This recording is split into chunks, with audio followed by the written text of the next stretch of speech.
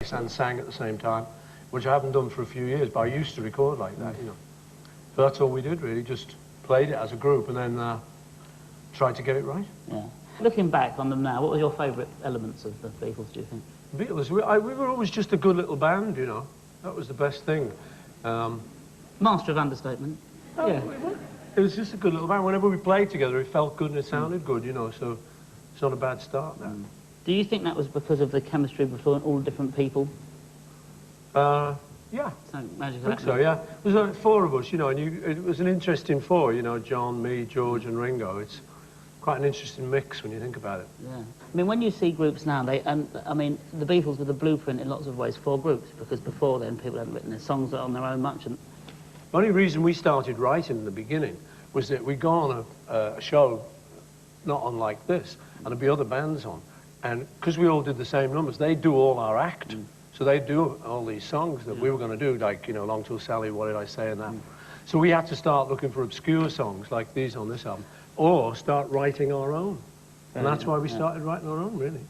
Just looking at another angle for a moment here, as well as doing rock and roll like this, in its rawest way, you've written lots of classical things recently. In fact, #1 in America, your work in classical record was recently. How do you approach the two very differently when you go to write? I don't approach it differently, really. You know, to me, it's all music. It's like the show tonight, you know, different kind of bands, but as long as they're good, I think it works, you know. So I just look at it as, it's just instrumental. It's played by an orchestra instead of a band. So I try and do the same thing with it, you know, try and get it interesting. Yeah. Tell us about who you got in the band, because it is a good band, isn't it? I don't know. I met him this evening. We got Mick Green on guitar. Who's a pirate. And when I told Elvis Costello, who we had in the band originally, he said, not the Mick Green. Because he said, when they started out, Dr. Feelgood, he said this was God to them. Yeah. So, but he's just a lad to us. Yes.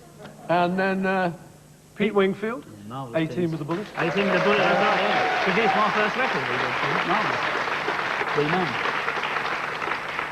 And then Dave Gilmour. David Gilmour. Modestly standing behind his own. Originally, you know, everyone knows him as a Pink Floyd man, but originally he showed me a photograph of himself at about 16, and he was really rocking with the hair quiffed back, so I thought, he's the boy. Yeah. Subversive rocker. And then Mr. Ian Pace of Deep Purple on the drums. Well, you've got all of the elements, fascinating sleeve that people might want to look at closer to see various things there, but you've got all the elements there to play perfect rock and roll. You've started off and we're going to hear some more later. Thank you very much, Paul McCartney. Very welcome. They don't call him Sir for nothing.